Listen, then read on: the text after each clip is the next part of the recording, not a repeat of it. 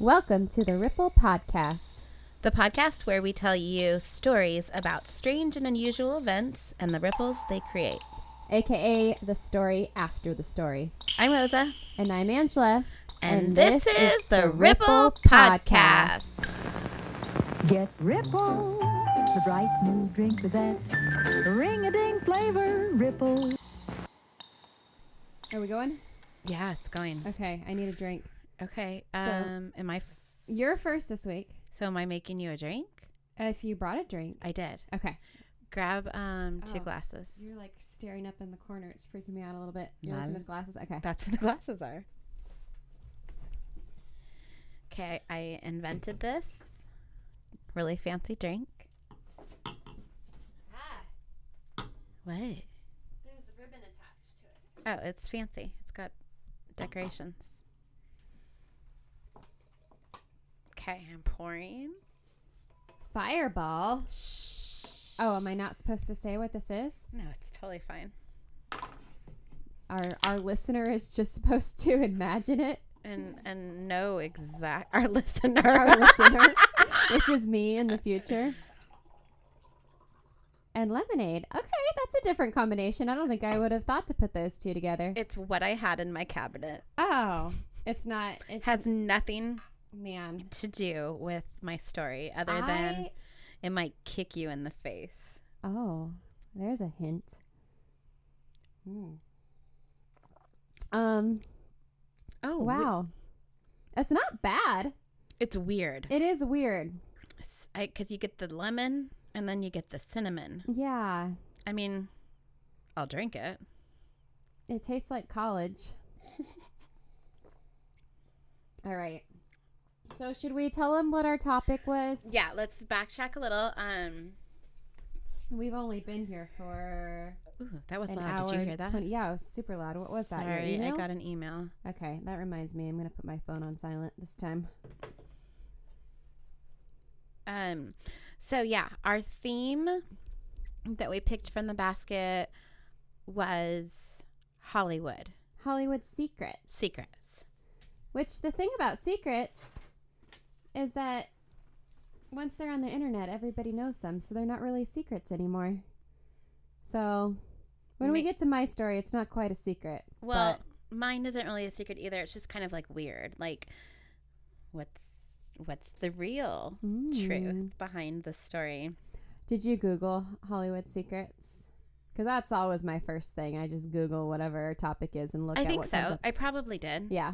Lots of cookies and skinny teas and hair extensions and false eyelashes, boob jobs, tummy teas. Mm-hmm. You'll be as thin as Jennifer Aniston. Oh my gosh! Speaking of Jennifer Aniston, do you follow her on Instagram? No. Oh, okay. So she just turned, I think, 51. Yeah. And she's on the cover of, I don't know, Elle or some magazine. Uh-huh. She looks freaking amazing. Well, I mean, freaking amazing. when you're that rich, when you can buy a personal trainer and chef. when you can have your face done and you can. Oh, but her stomach. I mean, granted, she's never had kids. Yeah. But I didn't look like that in high school. It was, you'll have to look it up later. Okay. She looks stunning. Stunning. Yeah. It comes at a price. And I don't have that much money. I can't afford that price. Or maybe we should try the skinny teas. Who knows? You might shit yourself skinny. I'm pretty sure that's not what Jennifer Aniston uses. You don't know. I mean, Google told me that all the stars do it. It is the Hollywood secret. That everyone knows. Okay, do you want to hear my story? Sure. Let's go. So let me see if I can pull this up right here. Oh, I can. Okay. I printed it out and there's no more blue ink apparently in the printer. So none of my sources printed, but I have them here on my computer. Okay. And there's a lot. So I'm going to go super fast. Go. So BuzzFeed, content.time.com. Thank you, BuzzFeed. Allthat'sinteresting.com, Wikipedia, realunexplainedmysteries.com, screenrant.com, Technology Review, You did not read Technology Review. I totally did, apparently. Oh, yeah. I know why. Okay. Yeah. Now I know why. I'm like, wait, why did I look at that? Yeah. I totally know why Okay. now. Okay. Ready? Ready. So my place starts in 1940. Your place starts. I mean, wait, did I say place? You did. Oh my God. I think the fireball's hitting me already. I need to read really fast. My story starts in 1940. And I was going to make you guess who I was. Ooh, that's what I'm doing. Are you? Yeah. Okay. So I thought I had this here. This is going really well. Yeah, I've really planned this out. Okay, I'm just going to tell you because I thought I must have deleted it. Okay, so mine is about the Lee curse. The Lee curse. Mm-hmm. Lee. Lee curse. Is that an A curse or is it Lee curse? No. Am I supposed to know who Lee curse is? No, like it's the curse of the Lee family. Okay. Okay. As in Bruce Lee? Oh! And Brandon Lee. Okay, yeah, I've heard about this. Okay. But I don't know a lot about it. So the curse actually began before Bruce was even famous. Even actually before Bruce Lee was born. He was born with the name Lee Jun Fan, or Fan. LeeJunFan on November 27th, 1940 in San Francisco. And 1940 was the year of the dragon, which, like 2020 is the year of the rat. Is it? So it's the Chinese zodiac. Yeah. I think I was born in the year of the dragon. Were you really? Maybe. It's every, they have a 12-year cycle of animals for the Chinese zodiac. Yeah, I can't do that math, but I think I was. So I don't know. I don't know. I think I'm a horse. Mom is a rat. I know that. Okay. I think Dad is a horse too. I don't know. Anyways, so Bruce was born in the year of the dragon, and also during the hour of the dragon. So he's like a double dragon. Okay. So I didn't know there was like an hour thing, but from 7 a.m. to 9 a.m. is the hour of the dragon. So even though there was like this super strong like dragon reference, his parents always referred to him as Little Phoenix, which actually is a girl's name in Chinese. Oh. So I'm going to explain all that. I wonder why. So the reason that they called him Little Phoenix was because before he was born, his parents had another son that passed away.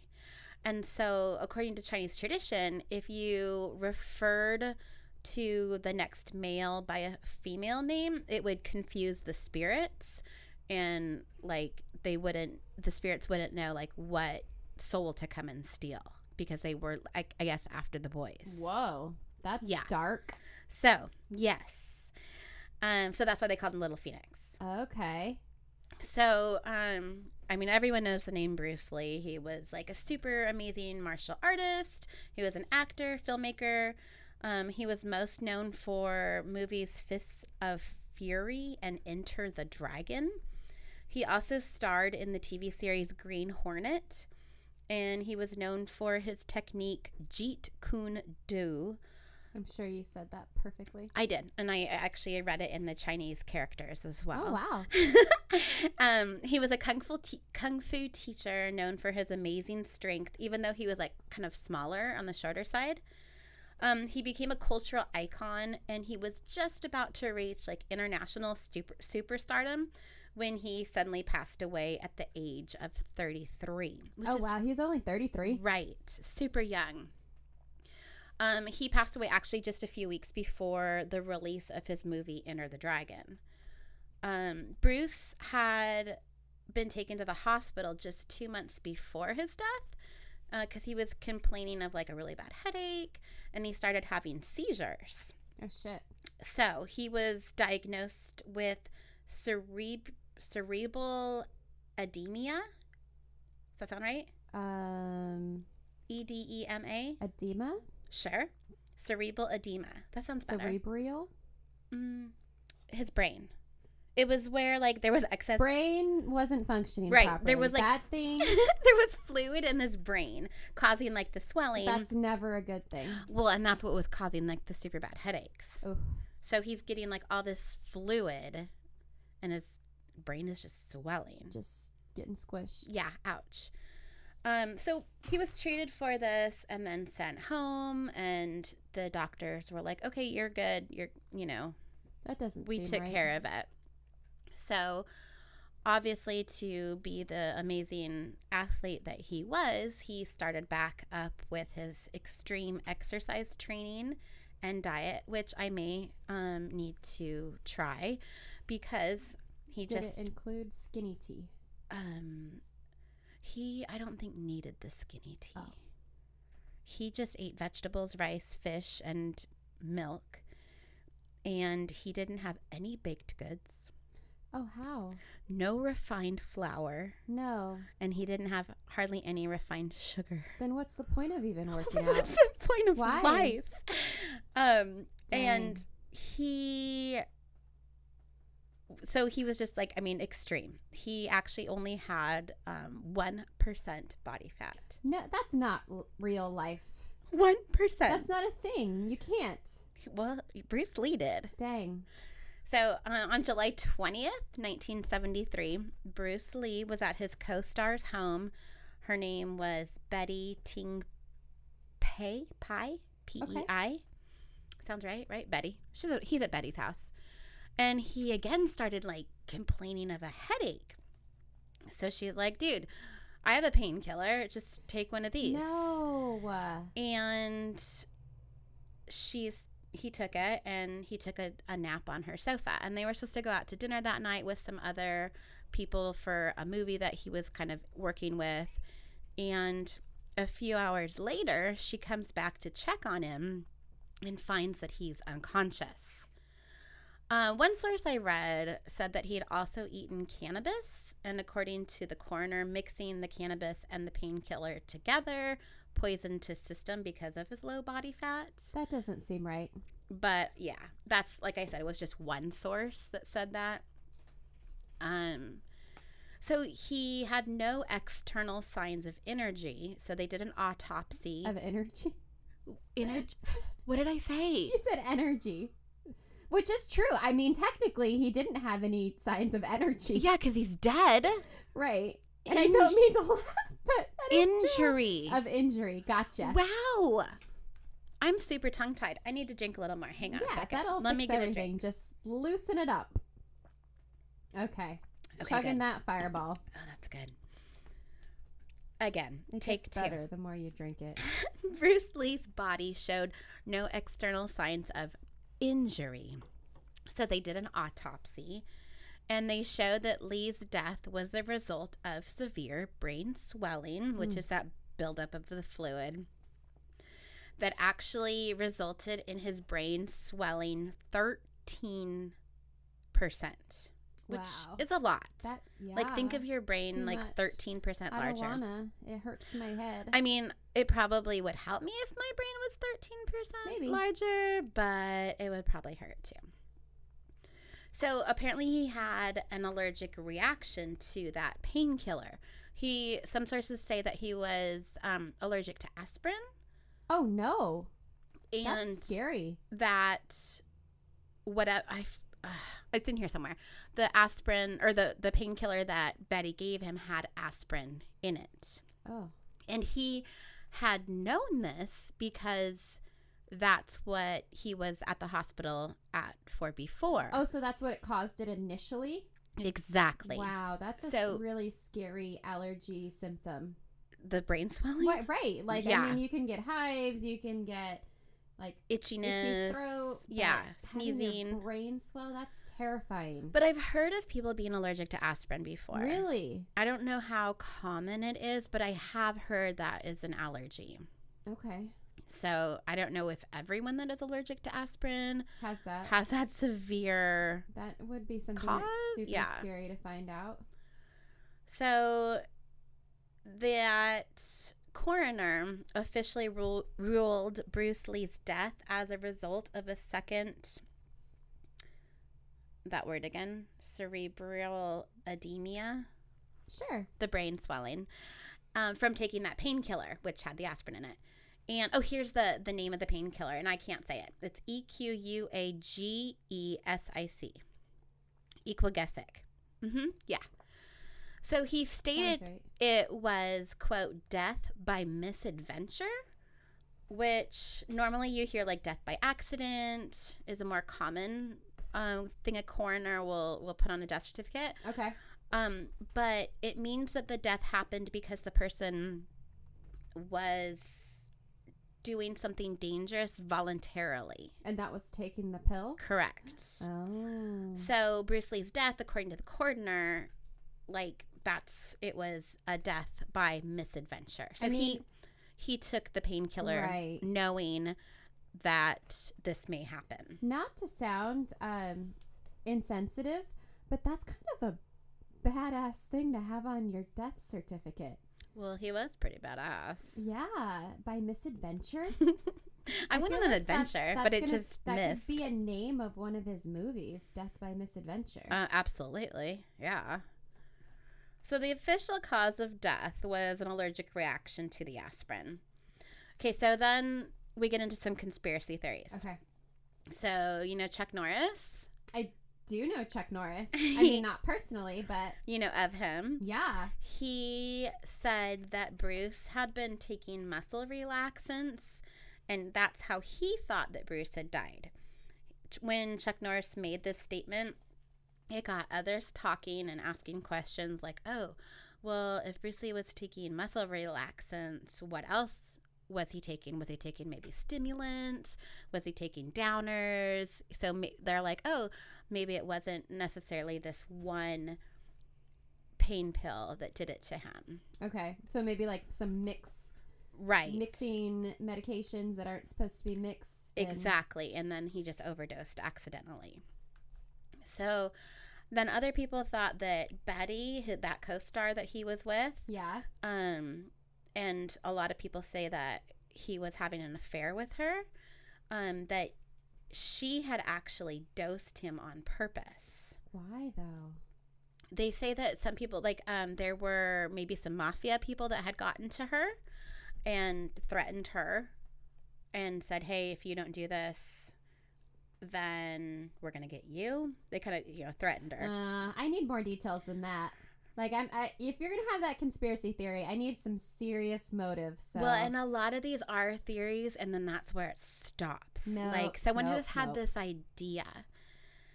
And then, because a lot of people were like, well, why would he have taken this pill if he knew he was allergic to it? Mm-hmm. And why did Betty wait so long to call an ambulance? Because she went and checked on him like a couple hours later when he went to go take a nap. Wasn't he napping? Yeah, that's what she says, at least. Okay. So others suggest that a much stronger curse was placed on Bruce Lee's father. Here we go. After he upset a group of merchants. And there's not a lot of info about that one. Another theory was that Bruce Lee had taken some kind of aphrodisiac and that he was actually with a prostitute and that he had just, started tripping and getting too rough with her. And then the prostitute had killed him defending herself. But that theory... That is quite a misadventure. That theory... pretty much, in my mind, I put it on here because it was one of them. But according to the autopsy, there were no external wounds. Right. And it is Bruce Lee. Like, nobody's going to kick his ass. And kill him. Yeah, that's just not going to happen. Well, this prostitute. Well.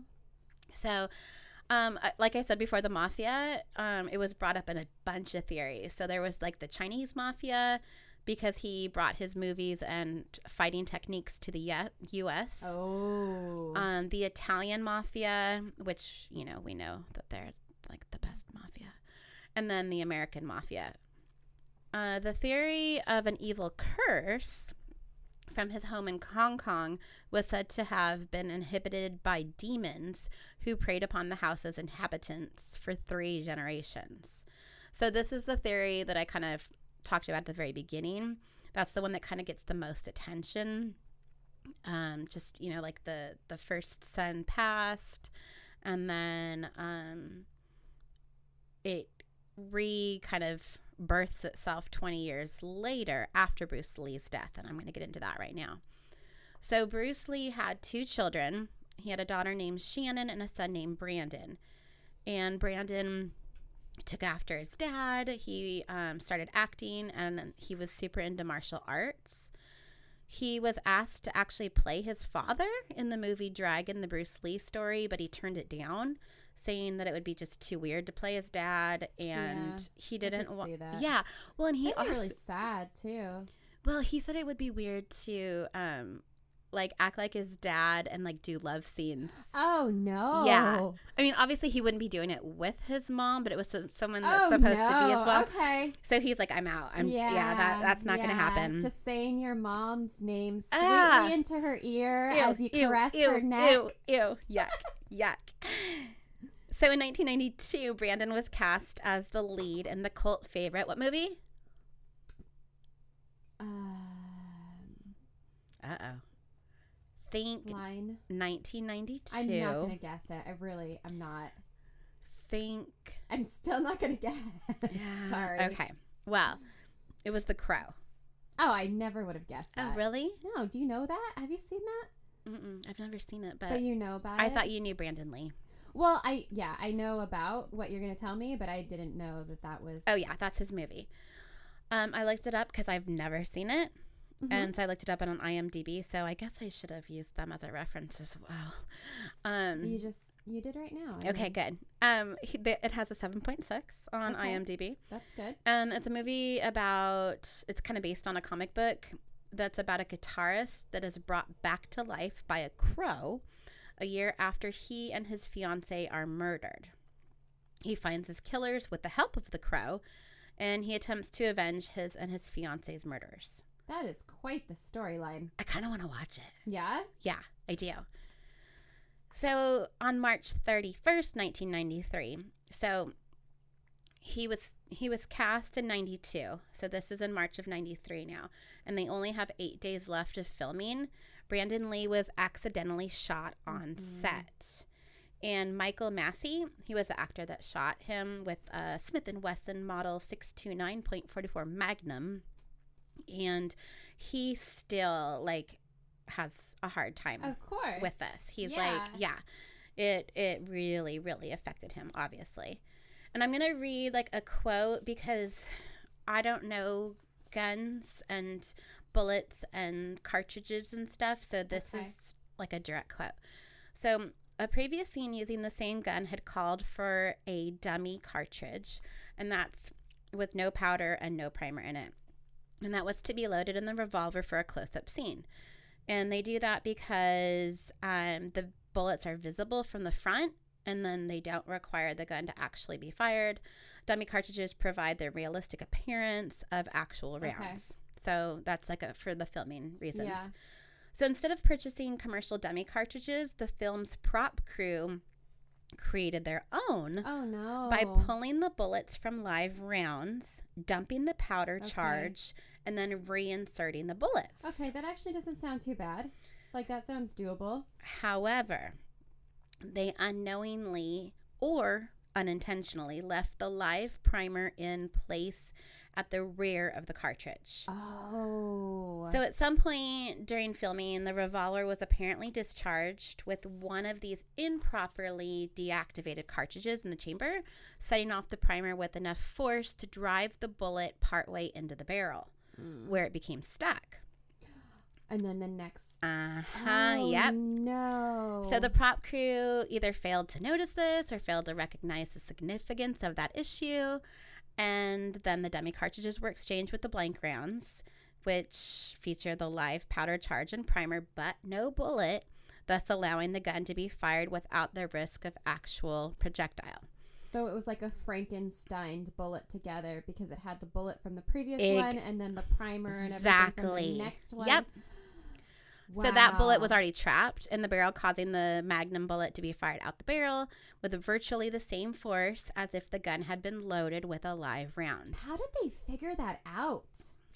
I probably the autopsy. They pulled it out of him. Right, and but they're how like, did they know that it like was all put together that way? And well, the crew probably said, hey, this is what we did. And that's some good detective work. But yeah. So it stuck Lee in the belly and it mortally wounded him. He was taken to the hospital and they worked on him for 6 hours, but he later died. He was just 28. Wow. Yeah, he was 28 years old. That's really awful. And it was exactly 20 years after the death of his father.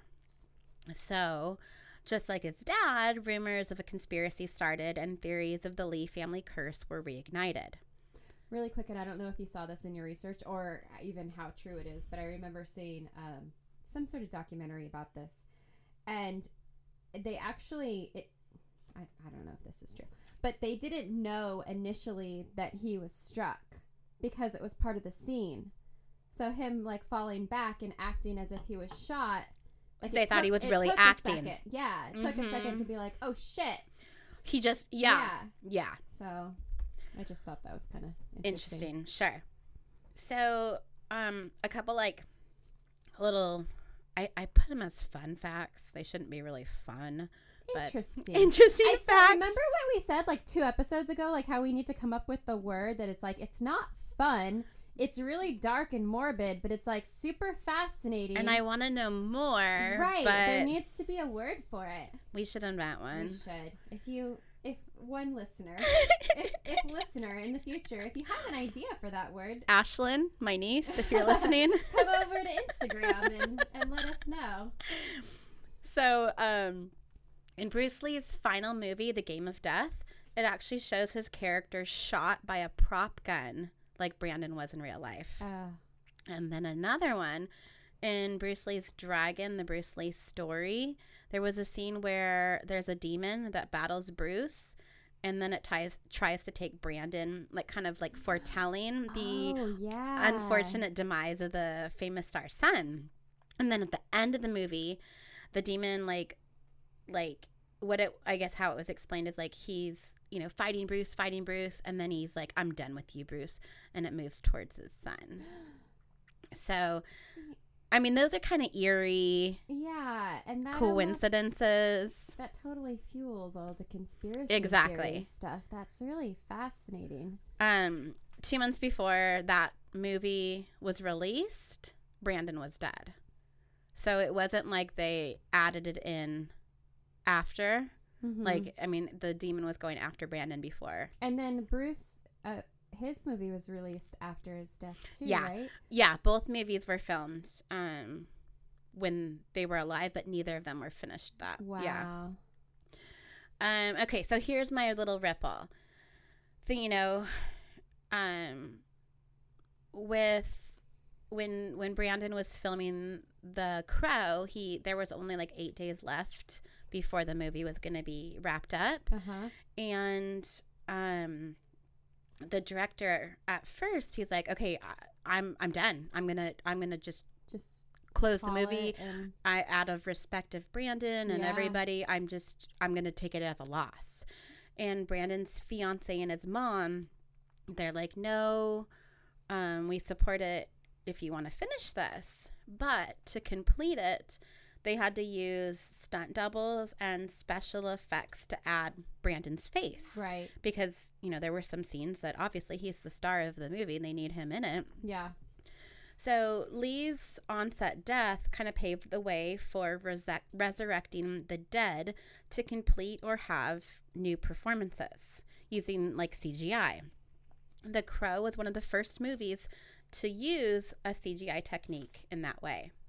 So computer-generated imagery, this is why I was on that technology site. Oh, all right. It comes around. Okay. It has been used in movies, in TV shows, commercials, and even in live concerts. So with special effects companies now exploring ways to resurrect the dead or the stars of the past, there's been some kind of controversies like, is it right? Did they give permission to use, your face for a Dior commercial, or are we, are we respecting the dead? Right. Kind of. But researching, kind of some of the people that have passed that they use CGI in was Peter Cushing in Rogue One, which was that Star Wars movie. There's Philip Seymour Hoffman, who he overdosed, but he was in the Hunger Games Mockingjay Part 2. I don't remember. You remember that guy? Yeah, I mean, kind of. There's John Candy in Wagons East. Remember Forrest Gump and all like the historical figures that he meets? Oh yeah, when he goes and shakes the president's like hand. Kennedy's hand. Yeah. So all of that was done like CGI. I didn't even think about that. Bruce Lee, so Brandon's father, was in a Johnny Walker commercial. Oh. And then Paul Walker in Furious 7. Because remember, well, I thought it was his brother. But they like actually took Paul's face? Like facial features. So they try to get someone that's so kind of similar in build and whatnot. Yeah. Carrie Fisher, again in Rogue One, the Star Wars story. Remember when they did like a hologram of Tupac? Yeah, I was gonna say that at I think Coachella. Coachella, yeah. And then Amy Winehouse, I guess they did like I didn't know that they benefit. Did her too. Yeah, she did like a concert that was like a benefit for something. It's kind of creepy. It is. Like, do you dance and like sing and cheer for to like, a dead hologram? Yeah, person? I don't know. I mean, I remember when Tupac came out on stage and people went insane. Oh yeah, of course. Insane. And there's been a lot more. Those were just some of them that I was like, oh yeah, I've seen that one. Or, oh, that's really interesting. Now, this I thought was kind of a trip. So before Robin Williams passed away, he made it so CGI cannot be used to make him ever appear in a film, TV show, or a hologram. Well, that's cool. Yeah, he made in a total like he had that in his will exactly, or something? Exactly, or, yeah. I don't even know how you would do that. Because I wonder, does your family have the rights to your imagery, or is it like... Well, and there's been some where they're like their images or have been used, and then the family kind of steps in and says no more. Like you need to stop this. So I guess it just depends on your lawyer, right, and what you have in your will. So I thought that was kind of interesting. I mean, it is kind of cool, like Paul Walker, so they could finish the movies and stuff. But I kind of think that, like, if you're signing a contract for a movie and, something horrible happens, maybe that should be in that contract. Like, if I die, go ahead and finish the movie using my likeness. Mm-hmm. Yeah. That's interesting. I saw, it was probably something that Adam was watching, because it's probably not something I would watch, but there was, like, this, special effects YouTube channel where they do all kinds of nerdy special effects things, and they did that. They like demonstrated how they do that facial whatever thing where they like clone somebody's face and put it on somebody else's face. Well, I mean, there's Snapchat and Instagram filters that do crazy stuff like that. It is so advanced, it's insane. That's almost like conspiracy worthy. Because you don't know what they're like. When you stand still and you let it like scan your face and you're like adjusting back and forth. And remember, and it's like, there was all that stuff about like Russia stealing those images and all that stuff. And I'm like, Russia can have those images. Like, you never know. Why do I care? You might go on a terrorist list or something. When we do our conspiracy theory episode, maybe that should be it. So, I'm just going to end on this because I think it's kind of sweet. But there was an interview just before Brandon passed. He was interviewed from someone, and he quoted from Paul Bowles' book, The Sheltering Sky. And it was a quote that he had chosen for his wedding invitations that's now actually inscribed on his tombstone. And it says, "Because we don't know when we will die, we get to think of life as an inexhaustible well, and yet everything happens only a certain number of times, and a very small number, really. How many more times will you remember a certain afternoon of your childhood, an afternoon that is so deeply a part of your being that you can't even conceive of your life without it. Perhaps 4 or 5 times more. Perhaps not even that. How many more times will you watch the full moon rise? Perhaps 20, and yet it all seems limitless. Oh, that's deep. That's like one of those that's going to keep me up at night. So he was very into poetry, just like his dad was. Okay. They were into that, and he just thought it was beautiful, and that's what they had on their invitation. It's like a really sad one, though. It is. You know what it reminds me of? Have you seen Inside Out? Yeah. And the memory bank? Uh-huh. And then she forgets about her... The little balls start... Yeah. Yeah. What was his name? Bing Bong. Bing Bong. Bing Bong, yeah. And she forgets about Yeah. Bong. That was very traumatic. Yeah. There, on Brandon's tombstone, there is a sculpture that's like a twisting kind of a thing.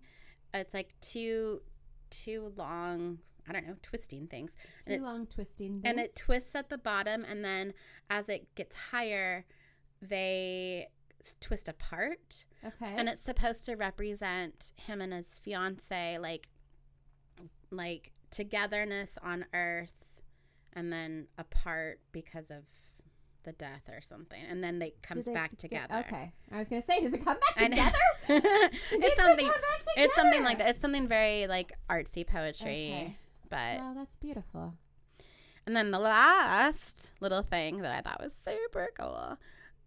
So Brandon and Bruce are buried next to each other. Mm-hmm. Bruce Lee's wife actually had the space next to Bruce, but when her son passed, she put him there. Oh. And so they're buried in Seattle's Lakeview Cemetery. And there were 3 Mongolians. They trekked for 7 months, 3,700 miles. They wore out 5 pairs of boots. And they did this to pay respect to his grave on what would have been his 53rd birthday. Wait, what? Wait, they... Wait, what? How did they... They walked. They can't walk there. Well, I don't know where they started. Oh. I don't know where they started. They walked for 7 months, Okay. 3,700 miles. Well, I'm not going to question it. They wore out 5 pairs of boots, Angela. It's beautiful. 5! It is. 5 I pairs of appreciate the boots. sentiment, but I want to know how they walked there. Well, I don't know. Okay. That's as far as I know. Well, that's very sweet. You ruined my story. You're supposed to have answers for me. Just wait till you read your story. Well, you're allowed to ask all the questions because you're going to have to guess who I'm talking about. Okay. Wait, can I have another drink? Yeah. So this is a double drink night, which Can be trouble. it's ended badly in the past. We'll see how this goes. Oh, jeez. Are we mixing stuff? Oh, no. Is that like the Green Fairy? This is pre-mixed. I mixed this at home. I made a very special cocktail. I had to look up how to make this. I'm not going to tell you what it is. It looks lime, like Okay. glowing Yeah, Green Fairy. Describe it. It's definitely like the brightest of bright glow. Like, what's that movie, Ghostbusters? It's like Slimer green. Slimer green. Oh, speaking of drinks and whatnot, there's a lady that has messaged me twice now requesting one of the drinks from the fundraiser. One of my cocktails? Yeah. My signature cocktail? She wants the recipe. I think it was the Mary Pickford. Really? Yeah. Okay. So that's Is that the pink really one? funny. That's the pink one. Okay. That Yeah. one, in my opinion, was the worst one. But people went freaking wild for that. She went freaking drunk for that. She had like 2 of them and she was on her ass. She clearly doesn't know how to use the Google machine because it's like a super easy Googleable. Well, I don't even think she remembers the name. She's like, I just need the recipe for that drink. It did its job then. Yeah, absolutely. Okay, yeah, so it's like that one, just for people listening. It was like a pineapple juice, white rum, and grenadine. okay. So it was like super sweet, but super alcoholic. All right, I'll have to tell her. Okay, so wait, what am I? Oh, there's something floating in mine. It's because What is floating in it? It looks like curdled milk. Squeezed not oranges. Oh, I can I smell it. hand squeezed tangerines So it's like to make this. that white, for like you. pithy stuff. Yeah, I hate that word. Pith. I hate that word. Pith. I don't like that word either. Really? Yeah, It's a horrible word. it is. So Oh. what? No, it's good. what? Does it taste like something? Yeah. Okay. Let me hang on. I'm almost there. So this drink is actually the adult version. So the original is definitely not alcoholic. So keep that in mind when you're thinking about what it possibly could be. Tang. No. But I'm not. Remember when Mom wanted to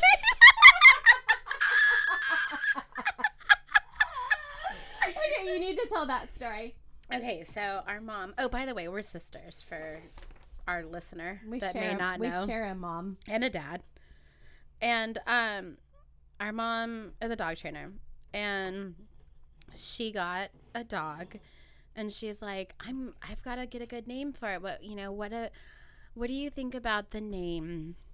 Was it Tang? Was it the first one? Tang was the first one. Tang. And we're like, no, Mom, you cannot name the dog Poo Tang.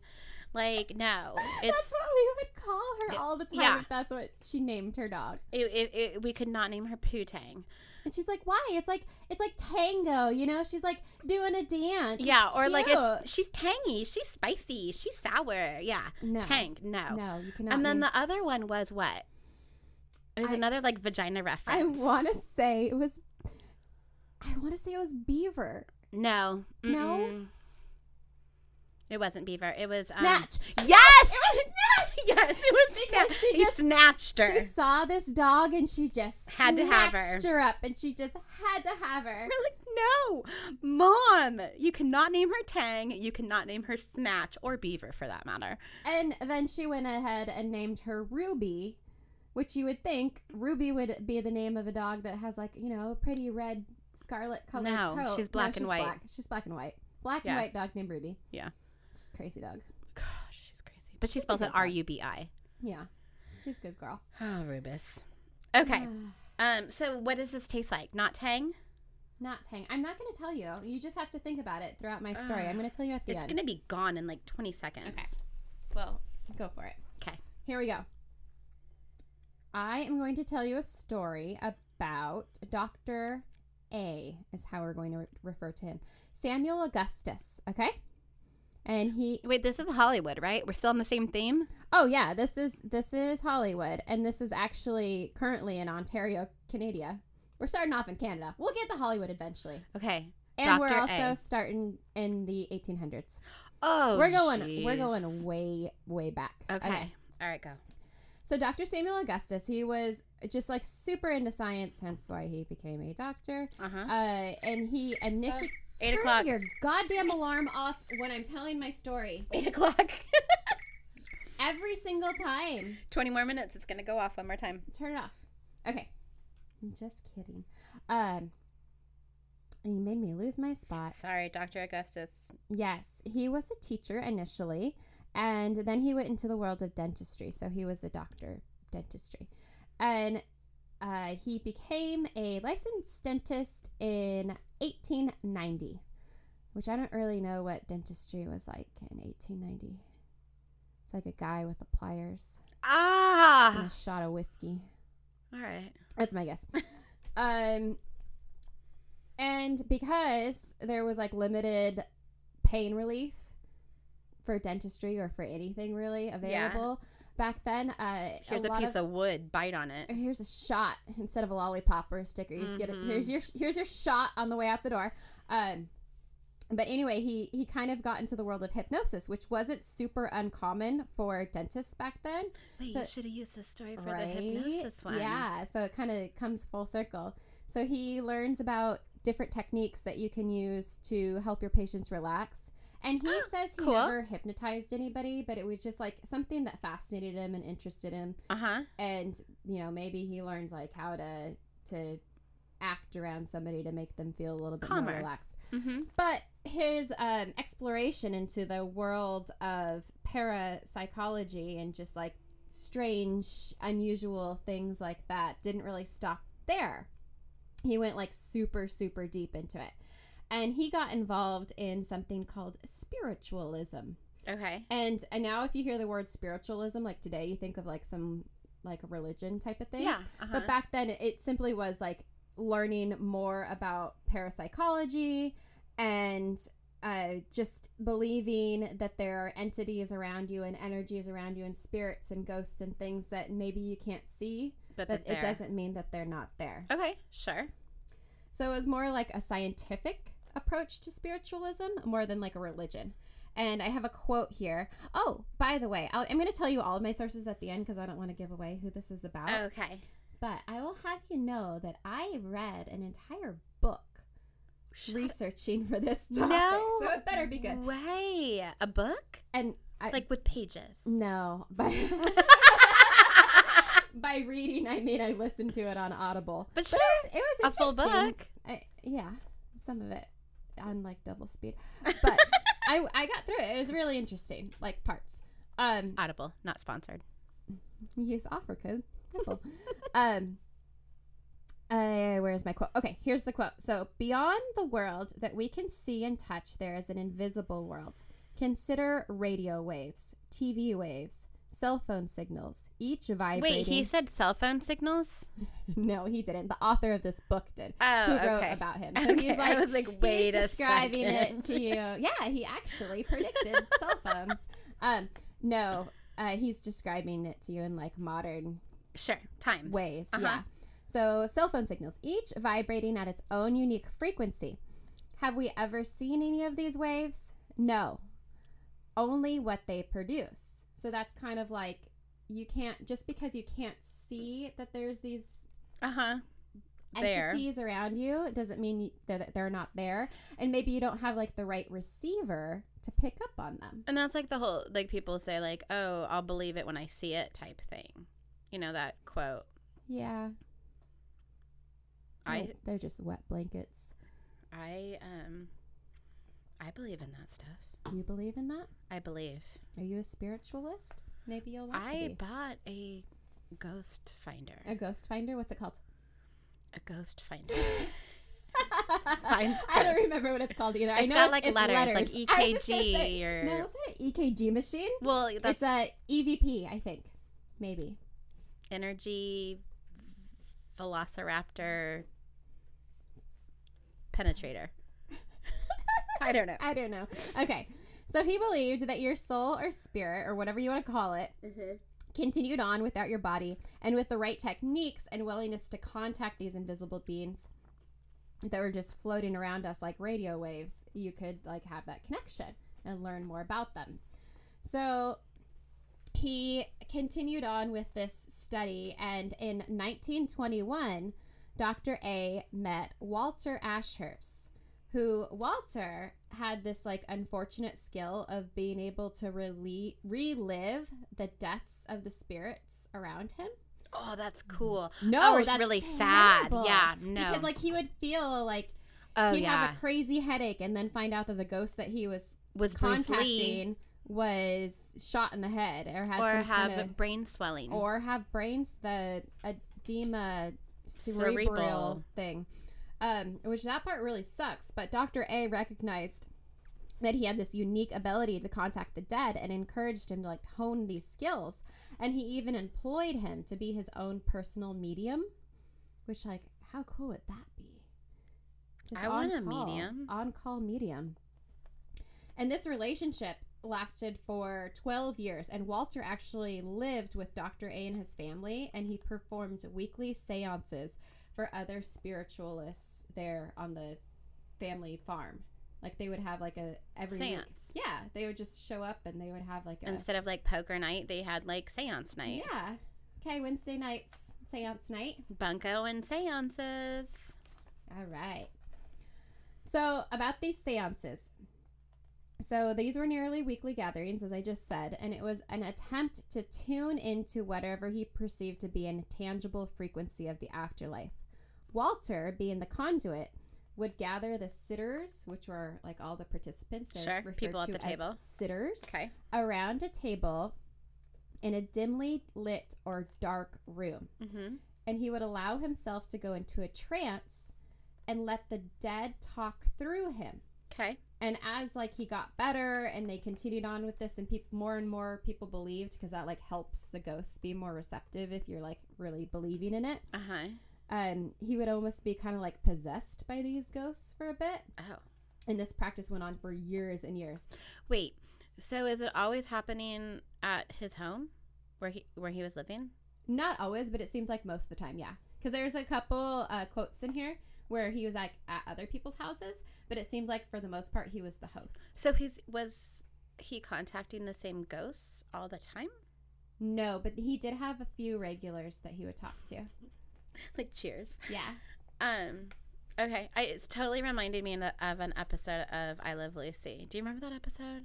Oh, when yeah. they like I can't remember who they were trying to contact. They were trying to contact it was like a funny little name. And all said and done, like Ethel is like pretending to be the medium, and the guy is like, oh, Tilly, that was her name, Tilly. Wow, yes! How did I get that? And they're like, oh, Tilly. And Ethel's like, oh, Tilly's talking through me, and Lucy's like faking a voice, whatever. Isn't she like under the table or something? Or behind the curtain? Yeah, totally. And that's a cat. The guy was trying to contact his dead cat. I remember that now. So I haven't watched I Love Lucy in I don't even know how many years, but that totally just came back to me. Things that you keep in your brain. And yeah, the things I keep in my brain, the things I should keep in my brain are very different. That's pretty. Tilly. I Love Lucy stands up. I would still watch that today. And it's crazy. Like when she buys a dress, it's like $400. Really? Yeah, I don't remember that part. Oh, yeah, that's like one thing that kind of stands. And like she got an allowance from Ricky that's like, I'd be happy with that amount of money. Really? Yeah. Huh. I'll have to check it out. I don't remember. Yeah. Okay. All right. Back to your story. Okay. So, yeah, like I said, like you were saying, it's almost like poker night. And that's how it was for Dr. A's family. Like his kids grew up with this, and it's like, oh, Friday night. Mom and Dad are having seance. Okay. And here's some of the things that happened during these seances and some of the more notable events. I still can't guess who your person is. Walter, he was able to draw the attention of a former member of the Ming Dynasty. Oh. And during that time, he actually spoke in like fluent Mandarin. Like for real? Like did people know Mandarin, or did he just make it sound like it? Exactly what I thought. Like, I mean, did anybody else there speak Mandarin? So were they able to be like, oh, yeah, that's exactly what he's saying? Or like interpreting? I don't know. But apparently he spoke fluent Mandarin during that time. And he didn't really know anything other than English when Walter was himself. He was also able to contact a prince of ancient Egypt. Ooh, that's cool. And he was even able to talk to Samuel's great-grandfather. Super cool. And one seance he conducted this is when they were talking about like other places. By this time, I guess Samuel's son had grown up. Maurice, he had a seance at his house, and they had like a trumpets on the table, and like no, that's what I thought too. But it's actually they call it a seance trumpet. Because I was thinking, like, why the hell do they have like, are ghosts into trumpets or something? Yeah, No, it's actually a seance tool, and it looks more like those, like, megaphone things that cheerleaders use. Like, that aren't, like, electric, obviously. Right. Just, like, big cones with holes at either end. Okay. So something like that. And that apparently is supposed to be, like, a more easily used mouthpiece for ghosts. Because, ghosts don't have vocal cords. Oh, so they need something to amplify their voice. Yes, exactly. Like precisely. No, I don't know. But anyway, this trumpet like floated off the table and above the heads of the sitters and like did a little floaty dance, little floaty ghost dance. I don't. Yeah. Sure. I would be super impressed. Right. That seems a little more like believable than the fluent Mandarin. Yeah. All right. I just told you all about a trumpet. Another thing that was mentioned in the book is a blue light that would show up, and I think they even referred to it, if I remember right, as the blue light ghost, and it would just like flash. And I've seen in like modern ghost hunters. Ghost Hunters, is that the show? Mm-hmm. Where they have like the flashlights that flicker on and off for the ghost to communicate. But apparently this was just like an independent blue floaty lights that they talked to. But just like you, Dr. A wanted more proof, and he was determined, and he's researching this, and he's communicating with all these spiritualists all over the world. Because he's a man of science. Because he's a man of science. And he is talking to these other people who are able to materialize ectoplasm through a seance. And he's like, okay, that's what we need to do. We need to get ectoplasm because that is concrete proof. There's no trickery. What is that? Well, let me tell ya. Ectoplasm. Sounds like something from Ghostbusters. Okay. Ectoplasm is a viscous, sometimes iridescent. I know. Isn't viscous is another word. Up there with pith. It's just viscous. Yeah. Ew. Sometimes iridescent liquid that exudes from the body of a medium when in a spiritual trance. So this is something Dr. A, like, he really... Wait a second. So it's like coming out of their nose, coming out of their mouth. So he's like oozing this iridescent... Yes, ghost goo. Ew. Yeah. That's what he wants to see. Give me the ghost goo. That's the proof. That is like... That will tell you everything you need to know about a ghost. As long as once see you get their goo. That ooziness. Mm-hmm. Okay. Fortunately or unfortunately, however you want to look at it, Walter, even though he really, really tried to get that ghost goo, he never could. And Dr. A, it was like a lifelong goal, and it just didn't happen. But that tradition continued well after Dr. A's death, and his son, Maurice, who was an engineer, he continued with the seances, and he even attempted to create like a mechanical device that would allow him to speak with his late father. Oh. So kind of like what you were talking about, an EVP, if that's what it's called, a ghost machine. Okay. And he talked to ghost box. Mm-hmm. And he unfortunately was never able to speak with his dad through that device that he created. But he continued on with the mediums. And I believe he did have some sort of communication with his father. And another kind of notable thing is, like, they felt like family members would visit. Like, family members who had died would visit, like, when new babies were in the house. Like, the grandparents. People say that a lot. Really? That's, like, a thing. Like, yeah. A lot of the time when there's a new baby, I've heard that, actually. And I've heard kids are much more receptive to ghosts and spirits. Imaginary friends? Well, yeah. Yeah. They're ghosts. Because, Maybe that's what all imaginary friends really are. That's how they start out. And then as we get older, we're told they're imaginary friends. That's what Dad believes. And then you just don't believe them anymore, and they can't be seen anymore. Have you talked to Eden about Miss Roberta? I've heard about Miss Roberta, yeah. I've also seen Eden when we went to the Glen Tavern. Oh, yeah. Wave at the kids in the windows, and it was like 10 o'clock at night, and there was no kids in those windows. Yeah.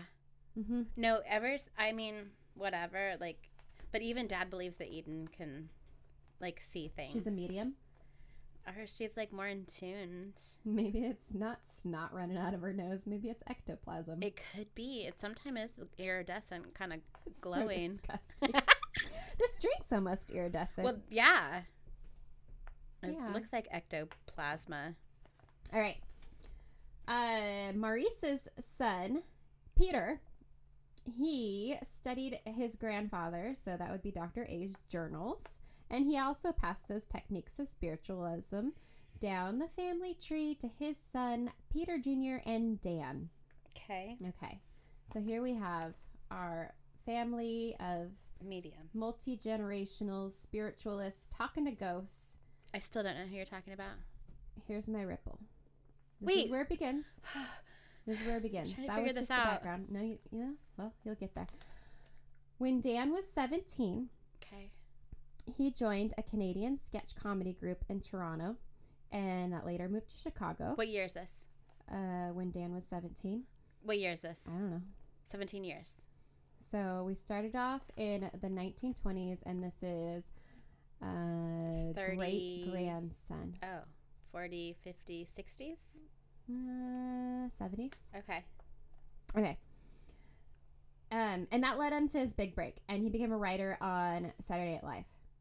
And at the time, he was the youngest in the cast. Okay. And the guest hosts were just astonished by, like, he had these amazing writing skills, and he was super funny and a great actor and can do all kinds of impressions, and he just, like, built himself this, like, awesome reputation of just being this phenomenal talent.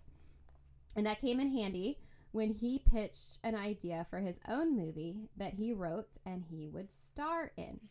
Dan. Uh-huh.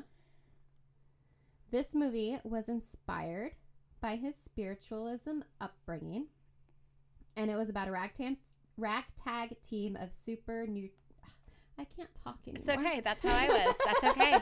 I'm not going to hold it against you. Supernatural hunters who would travel through time and fight ghosts with the use of their magic wands. What? Uh-huh. The story, initially, it was just shot down. Should I know this? But Harold Ramis reworked the story with Dan and changed the setting from like these weird time-traveling dimensions to New York City and changed the magic wands to more like modern household appliance-looking guns and vacuum thingies. And it became a $250 million earning hit film. It's a movie. It's a movie. It is Ghostbusters. It's Ghostbusters. Oh my gosh. It's based on real things. It's Dan Aykroyd. Yeah. Yeah. Dr. A is Dr. Samuel Augustus Aykroyd. And that's the story of the Aykroyd family and their connection to spiritualism. No So, way. okay. And you were totally dead on with the drink. I called it. I know you said it way too soon, and I didn't want to make eye contact with you, so I turned away because I knew I would start laughing if I. It's really funny because I didn't even know if you knew like Ghostbusters. Oh yeah, I mean I couldn't tell you right now. I mean I've seen it, but I can't really remember it right now. I need to go back and rewatch. Right, well, and I don't really remember the story. That's how I am too. I know I've seen it, and it's a great movie, and it's hilarious, I can't tell you and the story right now. And I remember Slimer because that was like they turned him into like a cartoon or whatever. That's so funny. Yeah. So the drink. I'll tell you about that first, and then I'll tell you more about Ghostbusters, the movie. It's actually an adult version of Ecto Cooler. So after the movie came out, it was like in a juice box thingy. Yeah, I think it's High C came out with Ecto Cooler, and it was like a promotional and that was thing. The cartoon Slimer was on the box of it. Oh, I don't remember, but yeah, I'm gonna find it. It's called Ecto Cooler, and it was like it's this bright green drink, and it's mandarin orange flavored. And I made the adult version. And did you make it up yourself? No, actually, I found this YouTube video. Shut up. No, it's so great. So it's actually a channel that I already watch, and it's called How to Drink. Oh, And it's this bartender who makes themed drinks for pretty much everything. That's rad. So you should go check it out. It's Blue Carousel, which for the past 2 years I've been calling Blue Caroca. Yeah. Because I didn't know that it's pronounced carousel. Oh no, it's Croca. Yeah. No, it's carousel. Is I guess how you're supposed to pronounce it. I had no idea. Oh, that's funny. So it's that. I know exactly what you're talking about. It's the blue stuff. Yeah. It's white rum and tangerine juice. So the combination of the tangerine and the blue stuff makes it green. And it's almost like glowing. It's beautiful super cool. color. But yeah, you should definitely go check out his YouTube video because he tells a little story about Ghostbusters. How funny. Some other interesting little tidbits about the movie, and it's pretty cool. Anyway, let me tell you some more fun facts. What? Hand me your drink. I'll take a picture of it before you pound it all because mine's gotten already. All right. Some fun facts. The film featured both trances and ectoplasm. I said that word. Uh-huh. But it's plasma. Isn't it plasma in the movie? Ectoplasma? No? Am I wrong? Maybe. Okay. I thought it was plasm because that's how they say it on Audible. Oh. I don't know if they changed it to plasma. Anyways, go on. Plasma. I don't know. Dan Aykroyd wrote the role of Dr. Peter Venkman for John Belushi. Okay. But John Belushi died before the movie was made. And I was actually one of Dan Aykroyd's best friends. Excuse me. So who does it say who played him? I don't remember the movie very well. I know there's 4 guys. Bill Murray. Okay. Yeah. Uh-huh. So, and He later joked that the green ghost known as Slimer was the ghost of John Belushi, and it was based on Belushi's party animal personality. Oh, funny. Just kind of sweet. Another fun fact is the original trailer had an 800 number instead of a 555 to call the Ghostbusters. Uh-huh. And it led to a recording of Dan and Bill Murray, like, doing a little audio skit thing. That's cute. Ray Parker Jr.'s theme song, the Who You Gonna Call? Oh, was a #1 hit for 3 weeks. I believe and that. I swear, like, that song put that movie to, like, the next level. Sure. Yeah. A good soundtrack for sure. The original title was Ghost Smashers. Oh, Buster's is way better. Yeah, I agree. The Who You Gonna Call song, you still hear every Halloween. Oh, yeah. Like, Absolutely. Every played. single Halloween party, any haunted house, like while you're waiting in line or anything, that you're always, every year you hear every that song. kid, I mean, how old is that movie? And every kid knows that movie. Yeah. Mm-hmm. And this is song. My favorite fact of all. So Ron Jeremy was an extra. You know who? I know who Ron Jeremy is. You're looking at me with the No, but stare. I'm trying to figure out what he did in that movie. He was just an extra. He was just like a face in the crowd. Is this before he was a porn star? I don't know, but later he started This Ain't Ghostbusters XXX. Oh, that's creative. Right. Way to go, Ron. I could have come up with, you could have gone with Ghost Smashers for that movie title. Ectoplasm. I was just going to say that. The search for ectoplasm. Get my goo. Get my ghost goo. Oh, it's so gross. Oh, man. Okay. Sorry, Ashlyn. So, my sources, now that you know the mystery, the Hollywood secret, I like who it it is about. My source is the book that's on Audible is A History of Ghosts, the true story of seances, mediums, ghosts, and Ghostbusters, written by Peter Aykroyd, which is Dan Aykroyd's dad. How to Drink, which I already said was the YouTube account, and you can look up Ecto Cooler and make it yourself. And BuzzFeed is where I got they had like 20 fun facts, and I picked those 5. That's right. Those are my faves. My facts too. Yeah, so that's all. I That's like my it. story of the true story behind Ghostbusters. Oh, look, I had ice cubes. Oh, well, there In you this go. Now you can put them in my Ziploc plant. bag. I liked this theme. This was a fun one. Yeah. It was fun to research. Yeah, it was interesting. I hope it... I did went down like a wormhole looking at all this. You don't want to say wormhole. It is a wormhole. And That's I what I always call think them. rabbit hole. No, I mean, most Rabbit people hole. say rabbit you follow hole. Alice down, or no, the white rabbit. That's a rabbit hole. That's a rabbit hole. No, I go down It's wormholes. Wonderland. You just go down into dirt. Mm-hmm. Worms. Yeah. What are we going to do next week? Is it your turn to pick, or is it my turn to pick? I started. Oh, I don't know. I'll pick. Okay, Can I go pick? for it. Yeah, the basket's already out and ready for you. You were like super prepared because it only took me like an hour to set up set the our microphones freaking today? mics up. Cool. Oh, social media crimes. Oh, Wait, did we do that? I feel like you should pick again because we just did like 3 Social media, like social dating web. media, Okay, I'll put this back dating. in here. Yeah. Okay. Because we did the Edit. Momo thing. Edit. They can have some behind the scenes action. I don't really ever edit them. Oh, okay. Oh, this will be fun though. I'm digging this one. Okay. Mythical creatures. Ooh. Mythical creatures. Oh, yeah. Mm-hmm. Do you already have one in mind? I do. You're going to have to tell me because we might end up picking the same one. Is it one that lives around here? Oh, there's so many to choose from because there's mermaids, there's unicorns, There's Yetis. there's centaurs. There's Loch Ness Monster. Yeah. Oh, we can. Okay, so what we can do, so we don't do the same one. We'll text when we finally figure it out. Text the number of letters that are in it. Oh, jeez. So if it's unicorn, UNICORN, 7 letters. So I can't do one that's 7 letters, or Okay. vice versa. Okay. Is that fair? That So then we sounds don't like a plan. know the other one that we're doing. Yes. Mine has. Oh, you know it already? I think so.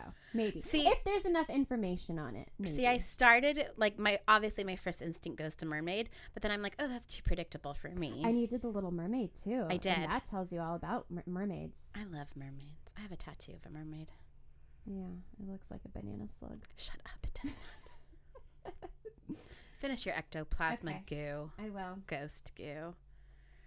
All right, so we will be in the Podseum next week. I hope that was fun and entertaining for everyone. I'm hoping that people are listening now that we've actually released our episodes. The big release.